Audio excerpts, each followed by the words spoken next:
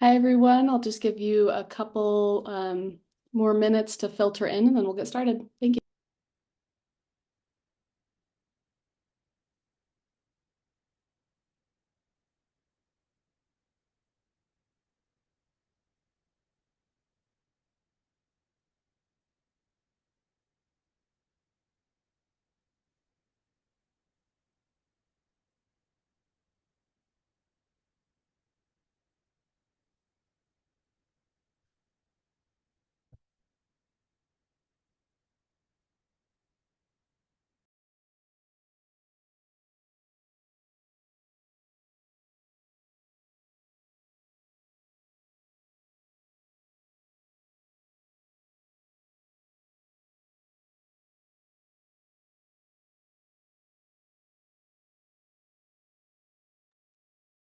All right. Hi, everyone. Welcome to the Tax Facts Lunch and Learn, hosted by Wyoming Tax Facts and the Equality State Policy Center.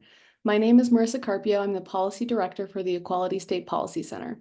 ESPC is an independent voice in Wyoming, advocating for fair elections and transparent government for all of Wyoming's communities. Today, we'll be talking about Amendment A on your November 5th ballot. For a little overview, the panelists will be introduced in turn and then give their opinions on Amendment A. During that time and for the entirety of the webinar, please use the Q&A feature to ask the speakers any questions as they arise.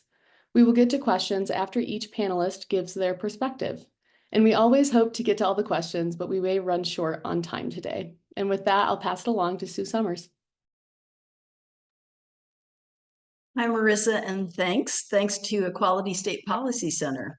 I'm Sue Summers, co-founder of Wyoming Tax Facts.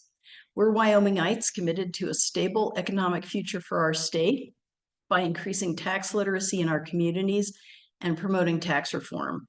We're a sponsored project of the Wyoming Community Foundation. Learn more about us at wyomingtaxfacts.org.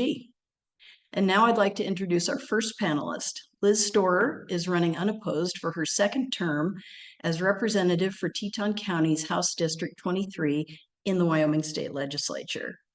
As a freshman legislator in 2023, Liz successfully led the effort that resulted in the passage of the bill that put Amendment A on our ballots.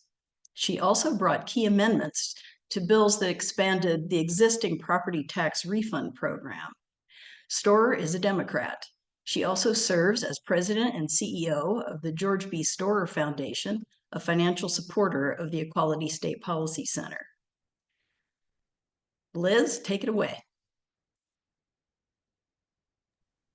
Thank you, Sue. Thank you for that, as well as for the disclaimer. I appreciate that. Well, it's great to be here with everyone. As you know, while the increases in property tax over the last few years have impacted everyone across the state, it's been particularly significant here in Teton County in my district. So when I was running for office, I began to take a deep dive into our property tax system and learn a lot more about it. And as a result, I was able to work across the aisle to get Amendment A passed during the 2023 session. So I'm going to briefly just try to take everybody through a brief understanding of what it is, what it does, and why it makes sense in my opinion. And then we'll go on from there. So first, it's just important to need to understand what the Constitution says. Article 15 is the article on taxation and revenue, and Section 11 is titled Uniformity of Assessment Required. So remember that concept. But it is in this section that we have this language that was changed back in 1988, that created these three classes of property for the purpose of property taxes. So we have minerals and mine products, industrial, and then what we call the all other category. And we assess those at different rates for different reasons. One is because the minerals and mine is actually a one-time thing. It's taken out once and taxed once. So those are taxed at 100%. Industrial and all other are set at a smaller percentage, and those are taxed on an annual basis. So next slide, Marisa.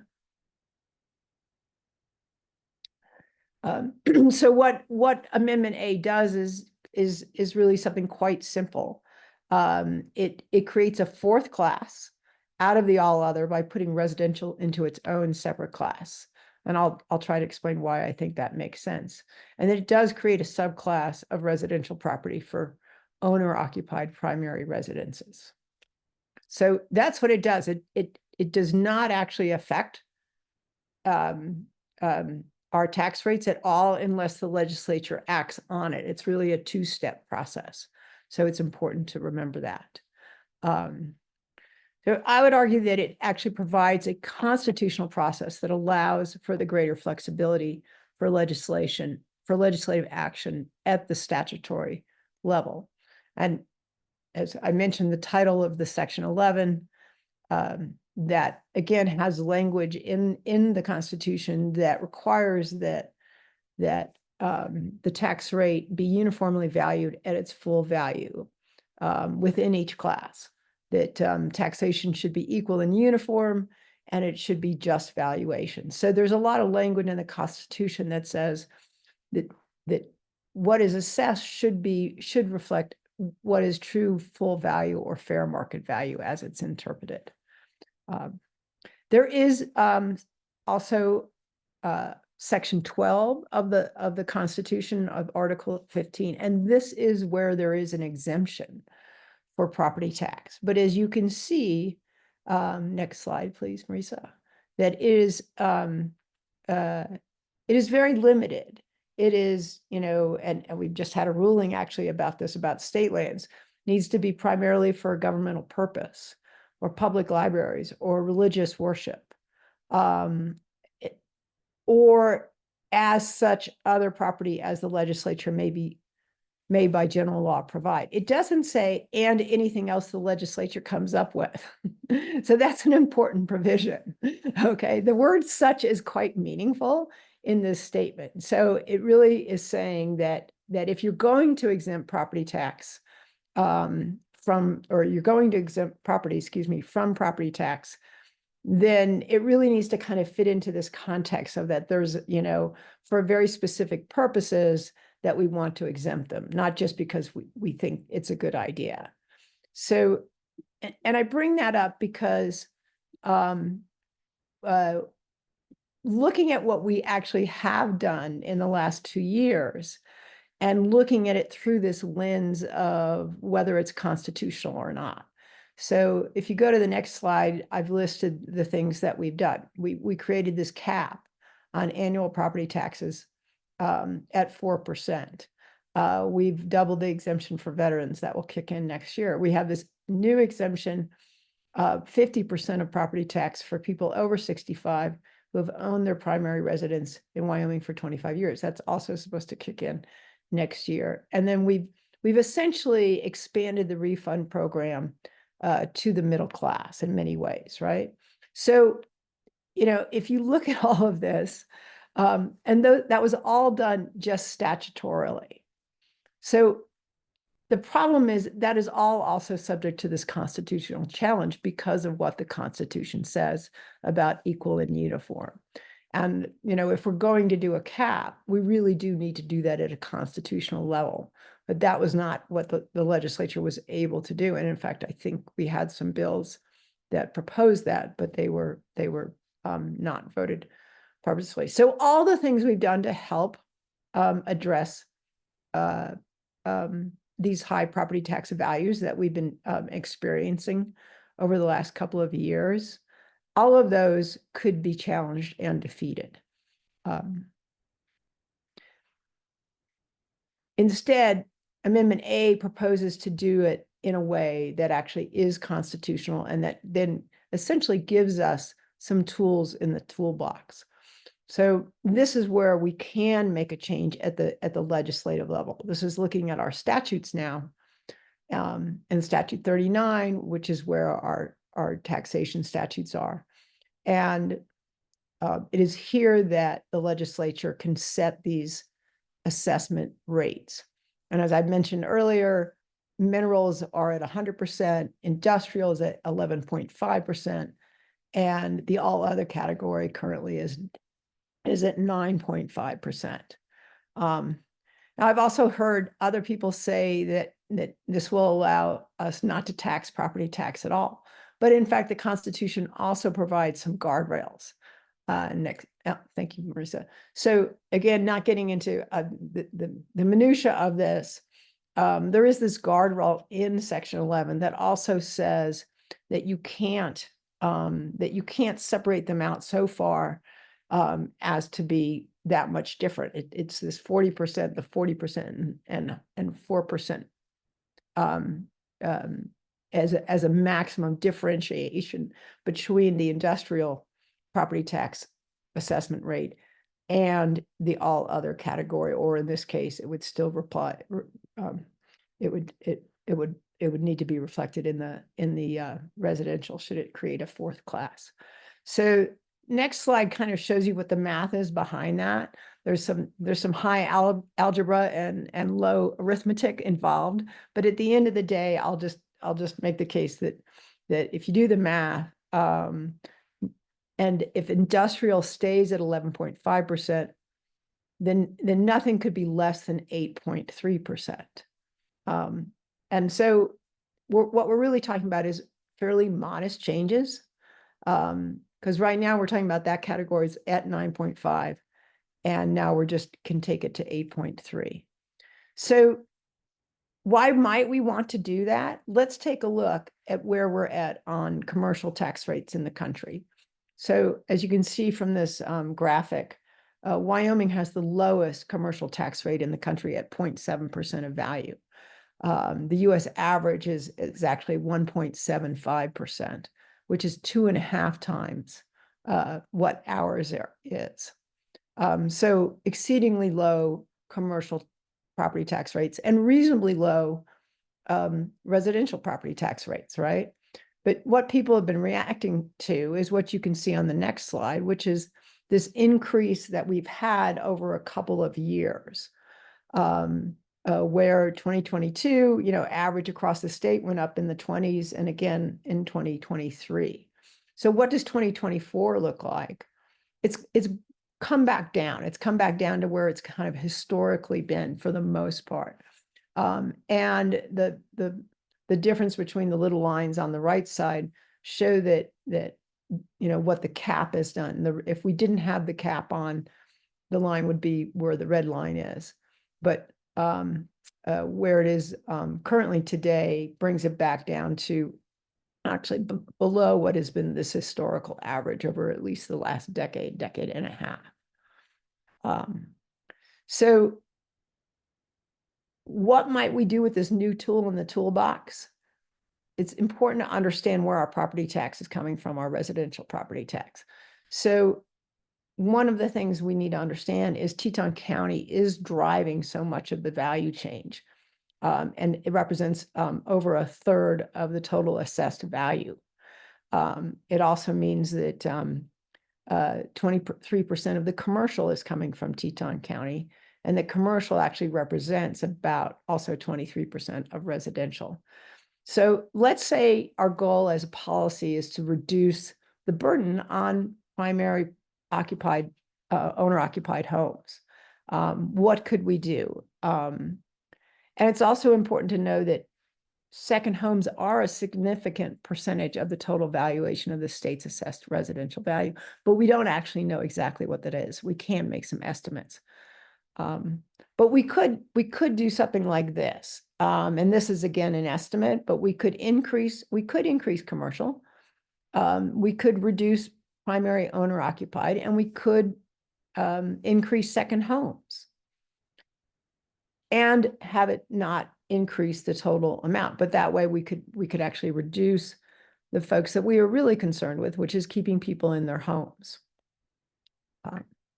Other things we could consider along with that in order to address the issues, especially for renters, is to create a renter's allowance and also to make these changes gradually.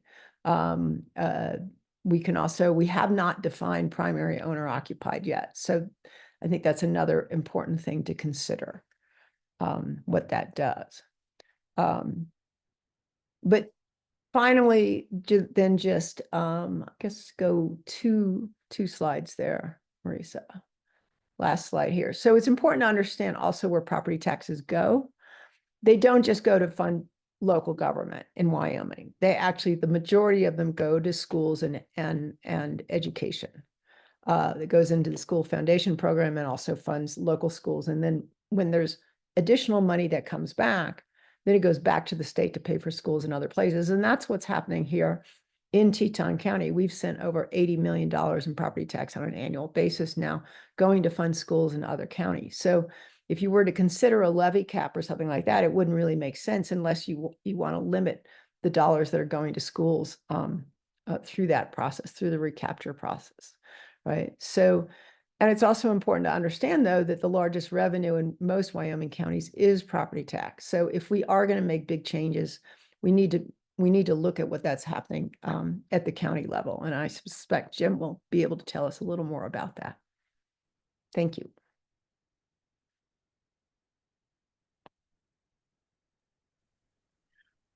Marissa, do we want to entertain any quick questions before we move on to Jim's presentation? I can ask one that we got in the chat, and we also had this question in the comments. So I'll ask it to Representative Storer, and then Manish and Commissioner Willox, if you also want to address it in your conversations as well, feel free. And it's this larger question of what is real and residential property and what is industrial property and what is agricultural land. So what are all of these definitions, and how do we know if what we own falls into any of these categories? Well, thank you for that question, Marisa. To really understand it, you should just look at your property tax bill, because I think it should be reflected there. But I would say, so most residential is residential. I think industrial is really about, it really has to do with industrial activities across the state. So so mines and different kind of, trona mines and oil and gas, they have industrial property, and that is assessed at that rate. And we have commercial is, thinking about downtown or, a commercial building elsewhere.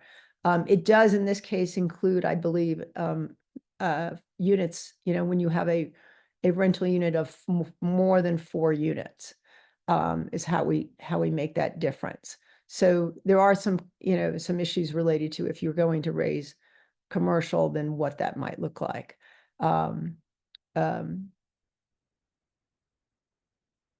So it's pretty straightforward.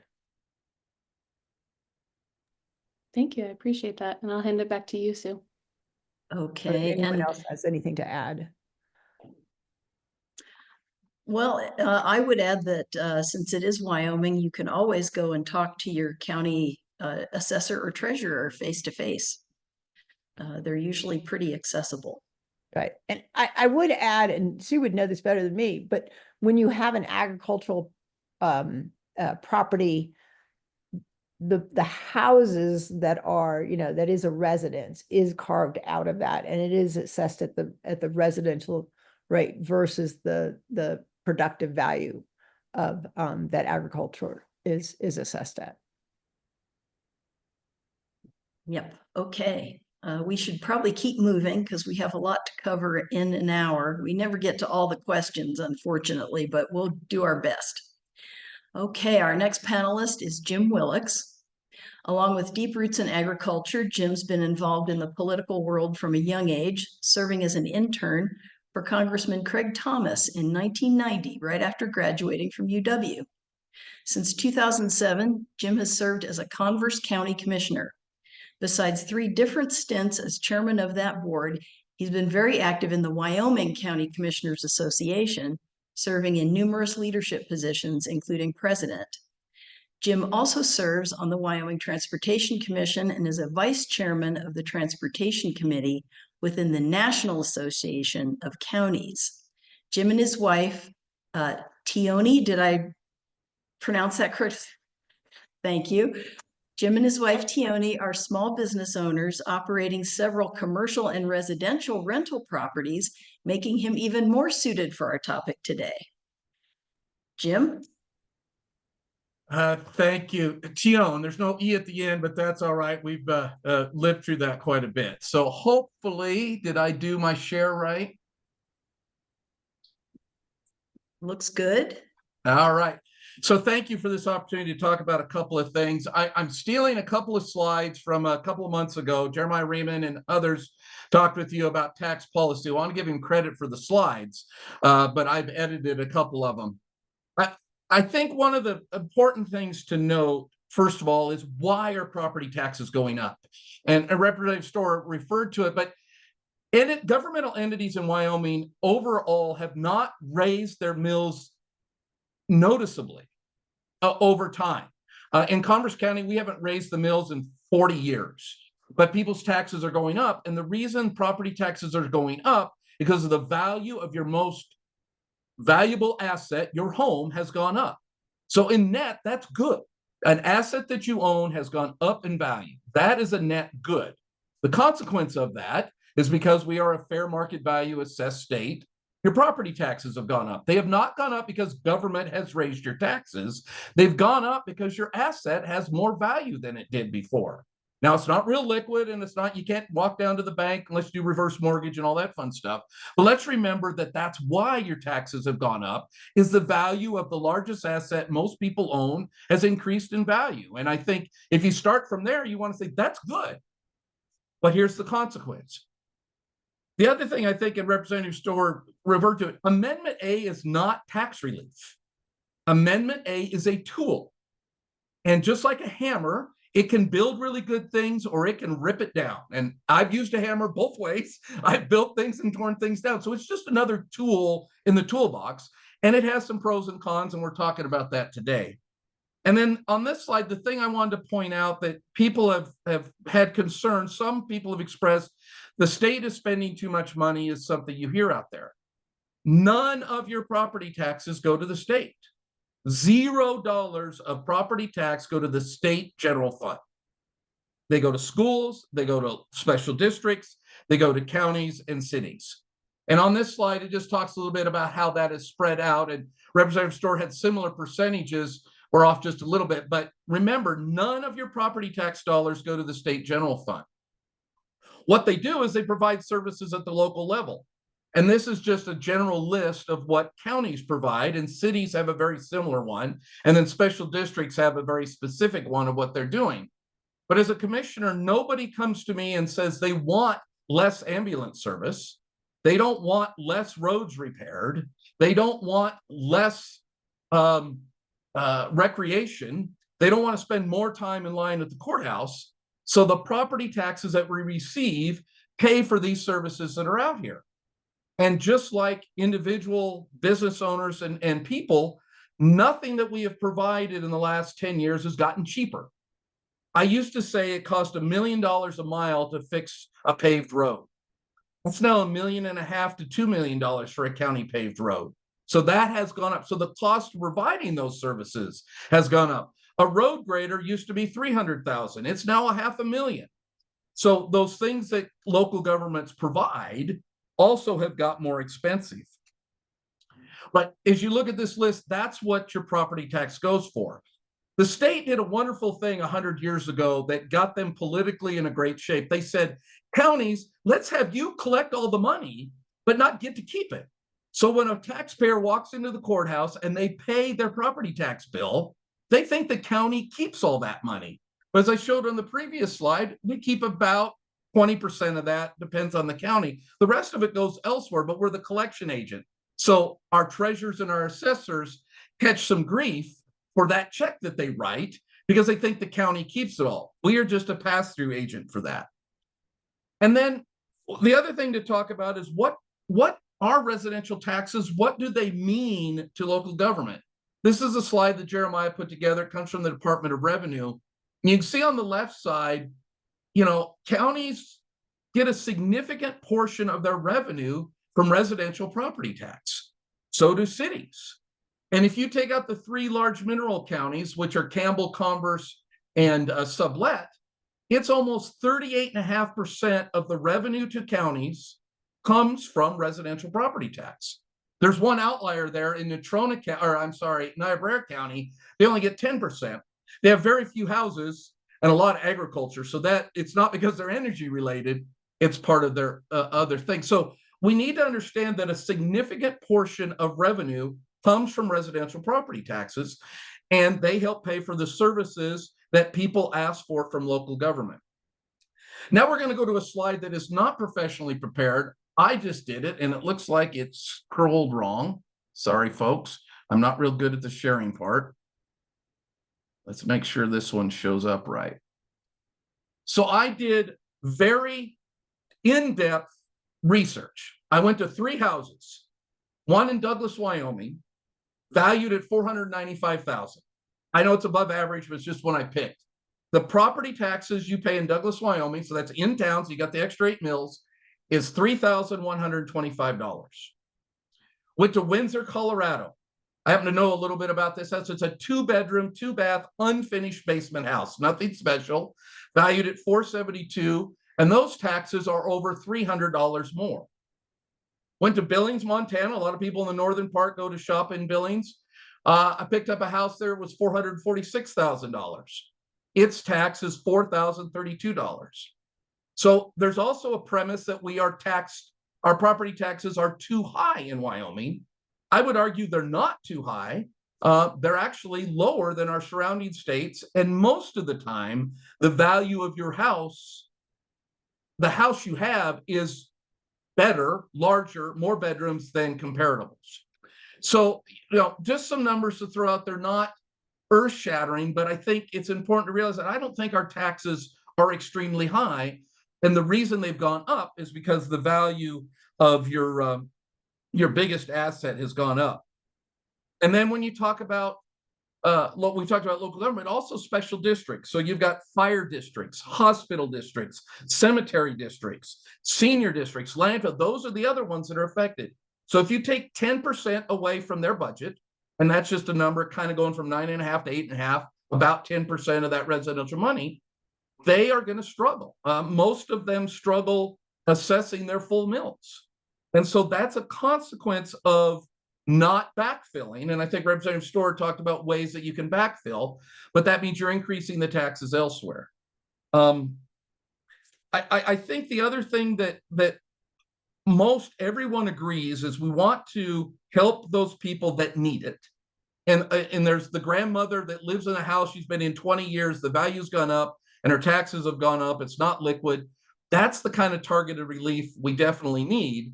The question I think it's fair to ask yourself as you look at A is if you have a home valued at $750,000, way above average, or $1 million, and there's lots of $1 million homes in Wyoming, not just in Teton County, but around the state, do they need property tax relief, or do we need to do more targeted relief like the living in your house, you get that 50%. I think that's a great one. The veterans exemption is a good one. 4% cap has some issues, but is targeted relief better than broad relief? Because Amendment A provides for broad relief if implemented, where some of the other ones have been more targeted. But I think it's just important to know that it does have consequences to local government, not to the state, if Amendment A is implemented and the property taxes are lowered. And that's okay. I just want to make sure everybody understands that's what it means. You're not affecting state government. You're affecting local government if those property taxes are reduced. So I really look forward to the questions. Really appreciate the chance to offer some ideas here, and looking forward to more conversation. So thank you. Thanks, Jim. Marissa, I'm going to see if you want to pause here again, or if we should move on right now. Let's address one of these questions and then we can move on to Manish. And this was another one of those questions that we got in the comments of our post was how can we enforce, if we move forward with this amendment, what a primary occupied home is versus a secondary home or otherwise. The question we got in the chat was in Utah, we have a 40% break for owner occupied, but every second owner claims it as a primary occupied because states or counties or cities, whoever is in charge of enforcing it, they don't have the resources. And so, Jim, I'll offer that up to you. And then Representative Storr and Manish, if you'd like to add on, definitely feel free. Well, and it's a great question. Thank you. And our assessors actually are very worried about that because right now, if an assessor comes up to your property, they are facing tons of pushback doing their statutory required duty to inspect property.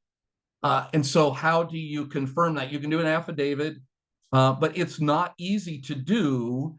And it requires both honesty and paperwork and time. And so there is not a good answer to that yet. It's doable, but it's not doable without a heavy lift. And does the cost of that lift then fall on the county assessor after we've cut the revenue to the county government? So we're going to give you less money to do more administrative work. I'm exaggerating a little bit to make the point, but it falls on the local government to do that, always on the county assessor, because that's where it would fall. So it's tricky.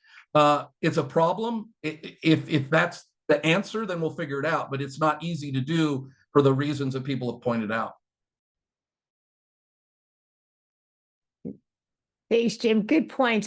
I do think, some of the other things we just passed, like the other programs, the refund program actually does require an application and you sign an affidavit. Same thing will be the case for the old people who have lived here a long time tax break. So we do expect people to, be honest in their assessment, and they do have to sign an affidavit that is binding, that is legally binding. So, the benefit is it would actually be helpful to understand what the total amount of fair market value of residential is represented by second homes in the state, and we just can't even answer that question right now.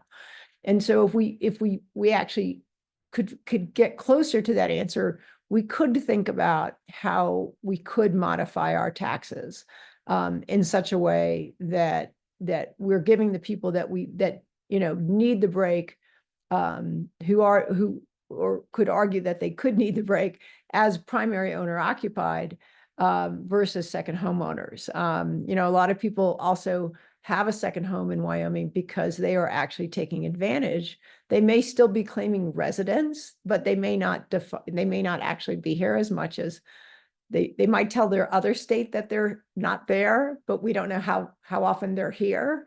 So in order to qualify, we might make that a somewhat higher bar in order to qualify for the owner occupied. And that way it would, I think, diminish the number of second homes that want to go out on a limb and say that that's what they are. And then we can make some adjustments because, frankly, part of the issue here in Teton County is that we have too many second homes. We have a lot of second homes that require services, but they're not. It's taking away from the fact that it's making our home values higher, which is making it harder for people who actually work and live in the community to actually live here. And so then that's causing traffic issues and all the rest of it.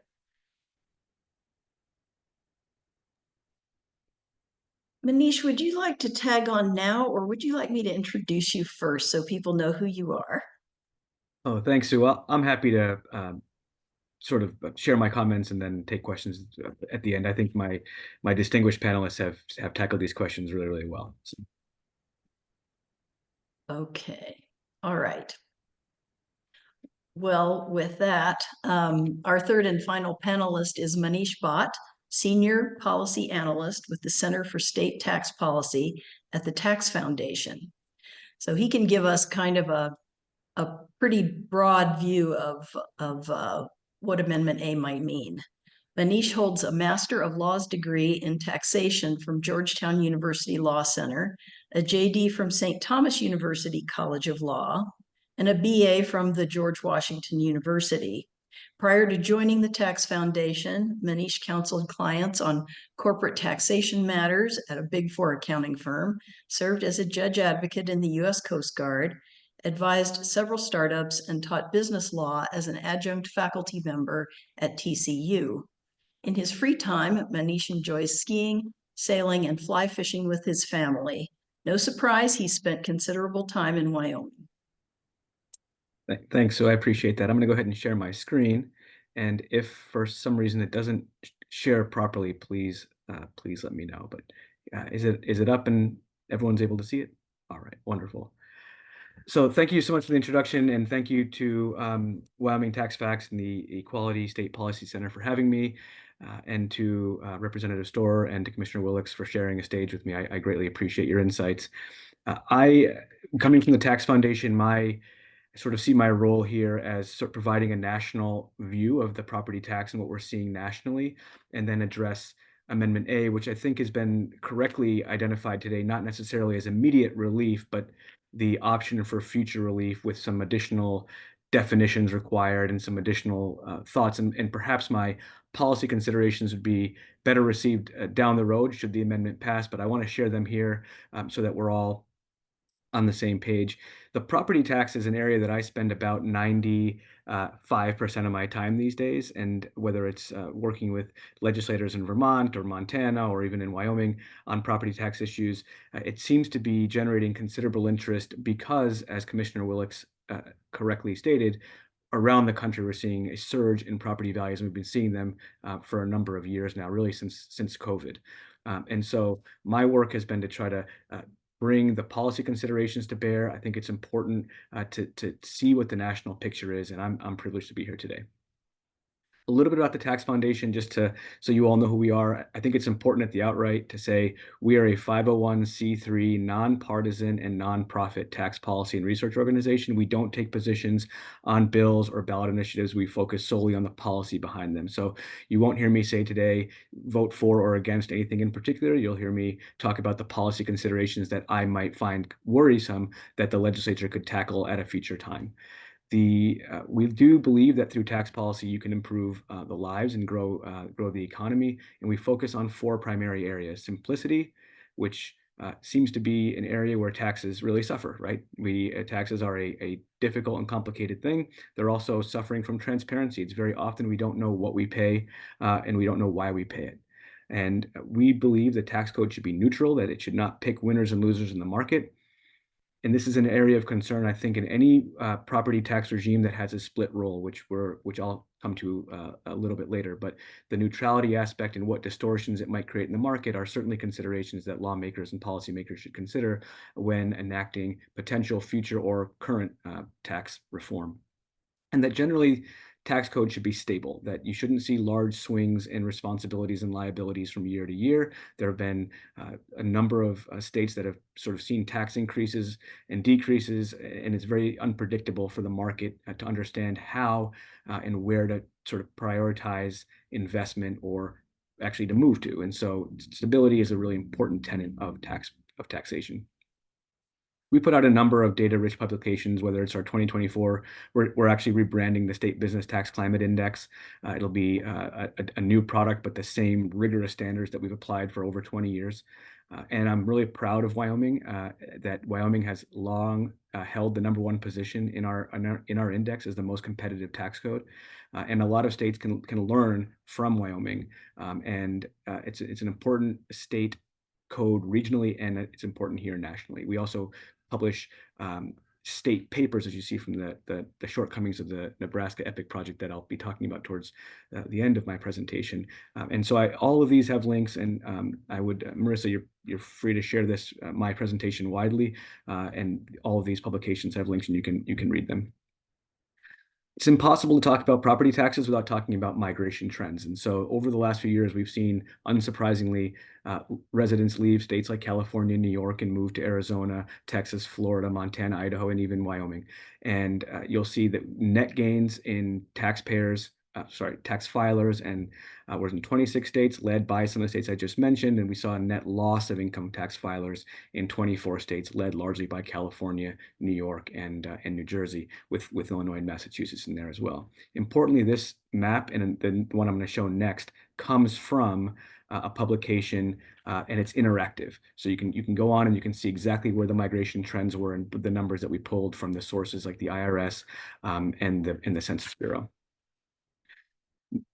It's important when you're looking at property taxation, not just to consider statewide migration trends, but also at the county level. So we pulled data that looks at where within states people are moving from and where they may be moving to. So the top 4 counties that received net gains, 4 were in the top 10 were actually in Texas. They were Collin, Montgomery, Denton, and Williamson. And then we saw net outmigration from some California counties. It's important that across the board in some of the major states where we see a large influx of new migration trends, we saw both a growth in adjusted gross income and income tax filers. So if you look at Wyoming, for example, you can see a number of counties. In the darker the blue, the more attractive they are to residents, or the more they're moving to. Maybe not attractive, but at least they're moving to. And so you'll see where there's yellow is where we're losing population in the state. So it might be relatively small today, but it might be a trend worth following. And then on that, what do valuations in houses mean for that migration trend? And what could that mean long-term should there not be meaningful relief that has a good sound policy backing behind it? So I like to call the property tax, it's a good tax that's misunderstood and maligned. And everywhere I go, I hear about why the property tax should be either repealed or reformed. And I'm here to sort of share some of the benefits of the property tax, some of which have been mentioned earlier. It's often, as was said, the only or one of very few revenue generators available to local government. The property tax is transparent. Anyone who pays it knows what they pay. I can't tell you what I paid in sales taxes last year, but I can tell you what I paid in property taxes to the cent, right? And it's, in that sense, it's a very transparent tax. Everybody who pays it knows what they pay, and the bills should be reflective of that. It's relatively neutral. It's not picking, there's a formula behind it. It's not picking necessarily a winner and loser in the market, provided the tax itself and the code that backs it up is a stable one and one that is sound. Property taxes also comport with the benefit principle, meaning that what you pay is what you receive. So if you're willing to pay more in property taxes and receive more benefits as a result, that's something that you can choose as a taxpayer. And property taxes are self-reinforcing. When a jurisdiction has property taxes as part of its overall schematics, which most or all do, the reality of it is you can see with proper and sound tax policy, property values rise because schools get better, and the overall public services remain strong. So what we've seen nationwide is that property taxes, like I said, make up about 72% of local tax revenue. This is not just limited to Wyoming. This is nationwide. Nationally, housing values have risen 40% or more, and in some places, including the Mountain West, have risen much, much more. We've seen 40, 50, 60% in valuation increases in some parts of the country. This is really important. People are finding that they are paying more out of pocket in property taxes than they were relative to a few years ago, and they're right. They are paying a little over 14% more as a median property tax bill increase across the nation. However, local governments are receiving 5.5% less in property tax revenue. So people are paying more, but local government is receiving less. And that is a direct result of inflation. And so that's an important part of the relief and reform understanding, is to know exactly what people are paying and how much local government is retaining. And so when you have people paying more, there's an angst around what they're paying. And when the government's receiving less, the question then becomes, are we adequately funding our local services? As a result, a number of states have looked at eliminating the property tax. Florida, for example, had a bill before its legislature to study eliminating the property tax. Florida already has no income tax, similar to Wyoming. Nebraska had an epic initiative, and it was epic because it was the elimination of all property and income taxes and replace all revenue at the state level with a statewide consumption tax. And I'm going to talk about how that looked for the state and something that could be a cautionary tale for other states. North Dakota has a ballot initiative going before voters next Tuesday to eliminate the property tax statewide with backfills from the state. Texas wants to use compression or state funds to buy down local property taxes. And we all know in Wyoming there was an initiative a consideration to raise sales taxes to eliminate property taxes in most of the state. So it wouldn't have been in the entire state. The Nebraska EPIC initiative, and I'll keep this short. The proponents of the initiative suggested that a statewide consumption tax rate of 7.5% would be sufficient to remove all revenue from property taxes at the local level, all income taxes at the state and local level, and all inheritance taxes. Our study, my colleague Jared Walzak and I worked the numbers, and we found that it would be a requirement to have at least a 22% statewide consumption tax rate in order to replace all revenue, to say nothing of the fact that local governments could also levy a local option consumption tax. So that in and of itself is just a huge and dramatic shift in where revenue comes from, and whether or not 22% is realistically stable or not, I will leave to the good people of Nebraska, but it's something that we posited and shared with them.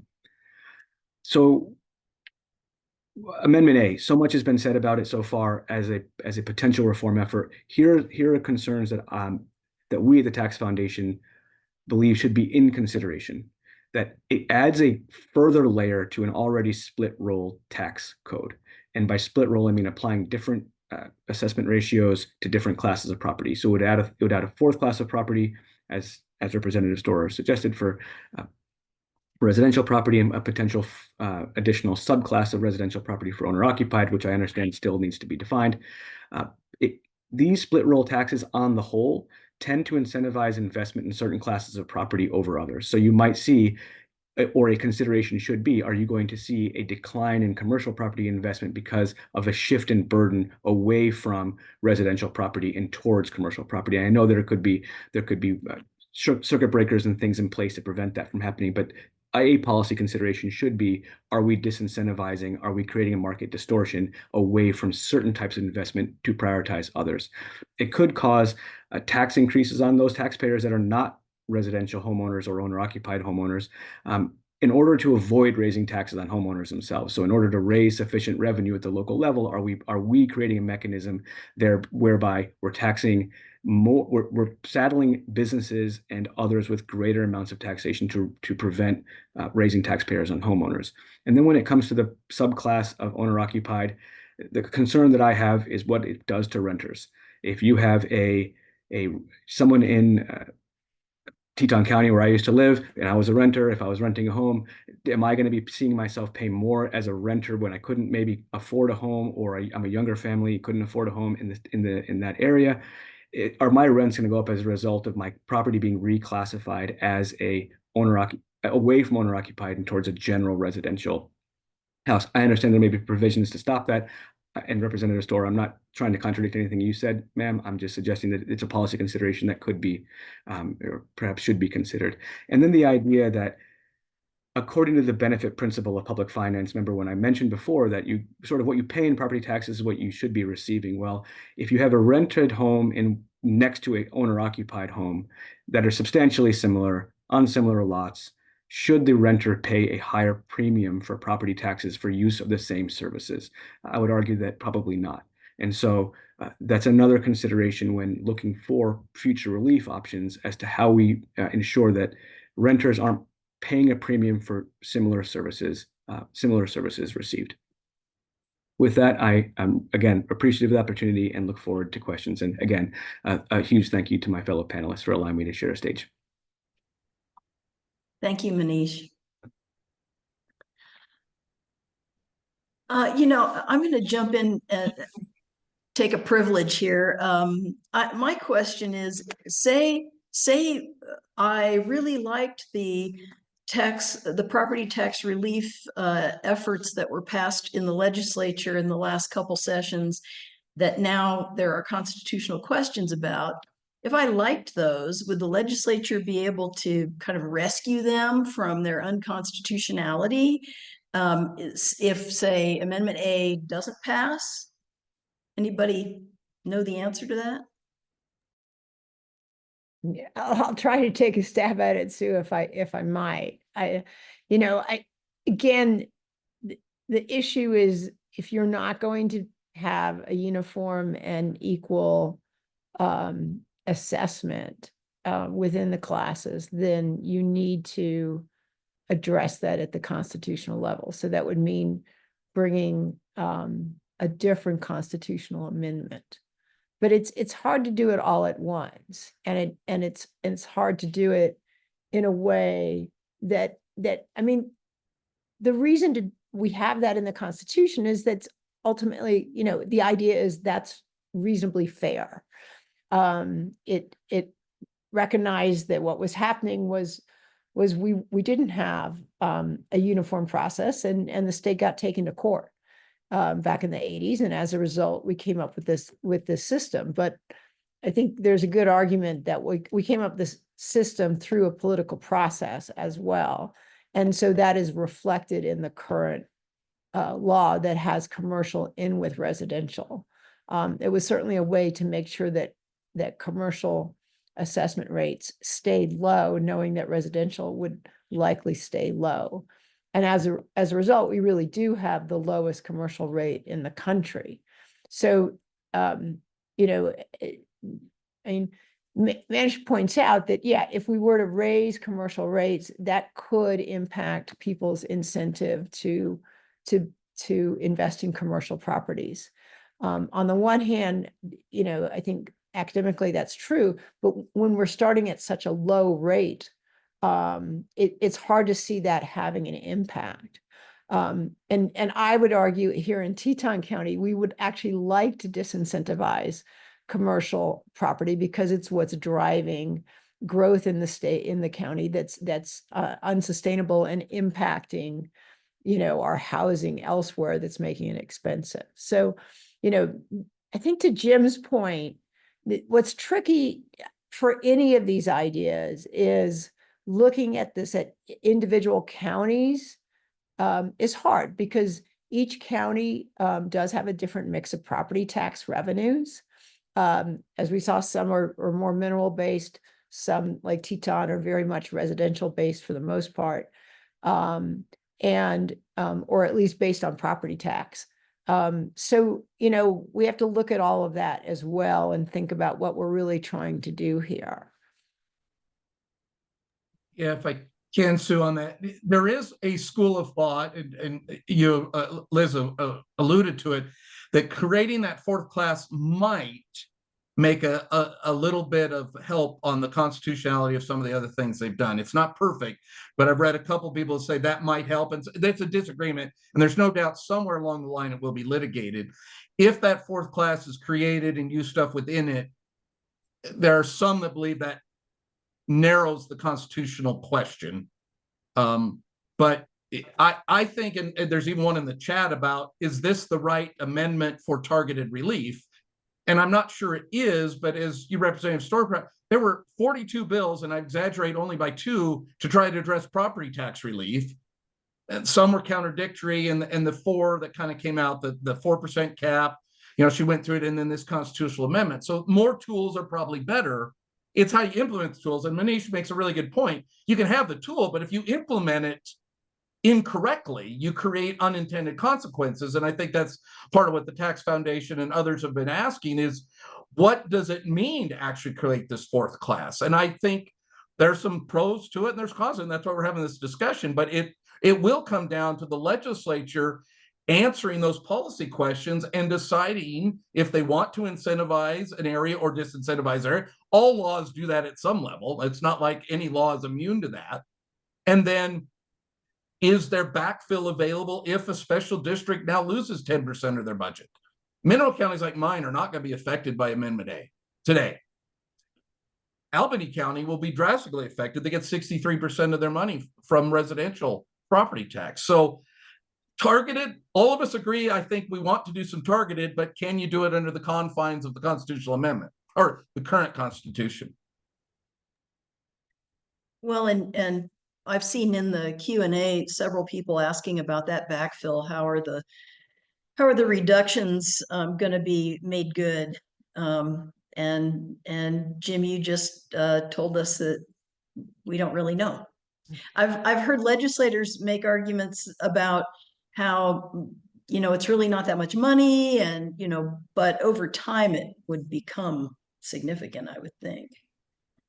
Well, I'll just offer up that, you know, property tax is a significant revenue, right? It's the significant revenue for most counties. So trying to understand this better and what this looks like, and at a county level is important. And I don't think the legislature has done that yet. But I will offer up that again, with commercial interests, that even doubling the commercial rate from a perspective of an investor deciding whether they're going to invest in Wyoming or someplace else, that's not going to have an impact because every other state is still almost every other state, but maybe two, are going to be higher than Wyoming. So from that perspective, I think that's important. From the issue of second homes, so Teton County has more than a third of the assessed valuation altogether in residential. That includes, I don't know. It's kind of been my question to ask. How many second homes do you think there are in this community? People have suggested, between 20 and 50%. And I don't, and again, it probably just depends on exactly how we define primary owner occupied, right? Do we want to follow what's in the refund program saying, you've got to live here 8 months out of the year? Is that reasonable or not? I mean, that's the debate for the legislature to have as we define that. But I will just say it's not insignificant. And in terms of valuations, I think it's fair to say that second homes have an average higher valuation than owner occupied across the board, at least here in Teton County. We also have second homes in other parts of the state that are like cabins or things like that may be more modest. But raising their property taxes when they're actually here in many cases, to take advantage of our low tax environment is not the worst idea in the world as we're looking at diminished revenues elsewhere. It looks like we kind of have, I'm going to try to smush a couple of these because this might be one of our last questions.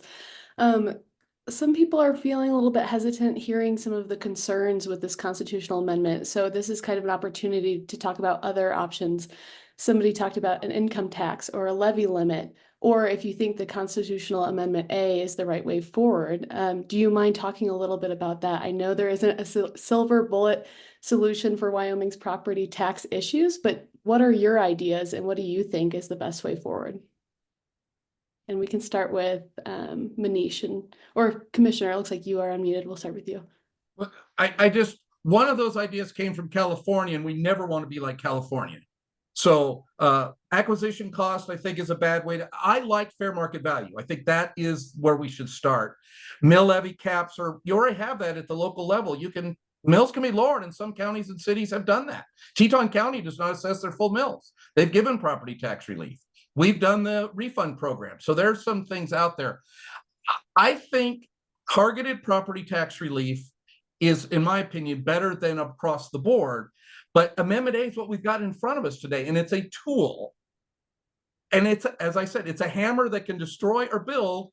And we have to trust the legislature will ask all the questions that we're asking and implement it. And I'm going to use the term correctly, but my correctly may be different than Liz's, it may be different than Manish's. That's the challenge.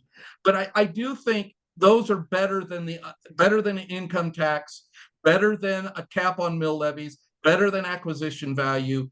Using fair market value and then figuring out a way to do some targeted relief, if not across the board relief, is better.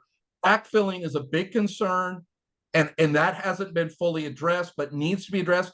And if it means raising taxes on somebody else, that's not always favorable. It's seldom favorable for those that get it raised on, and that's the challenge. I think Manish nodded. That's part of the problem. Is if you'd lower one, you can backfill it, but you do it on somebody else's, and we've done it on minerals for years. Thank goodness for minerals in Wyoming. Mm-hmm. I think Brenda Henson shared a slide deck not long ago that showed that minerals make up half of the assessed valuation in property tax across the state, and residential's the rest, maybe a little less than half. Yeah, I mean, as Manish pointed out, there's reasons to have a property tax, and one of those is that it's not very volatile. It doesn't go up and down. Even though we did see this big increase over 3 years, generally speaking, there's consistency there compared to sales tax, compared to our minerals revenues up and down. So it does give us a good base tax in order to provide services at the local level and to fund our schools.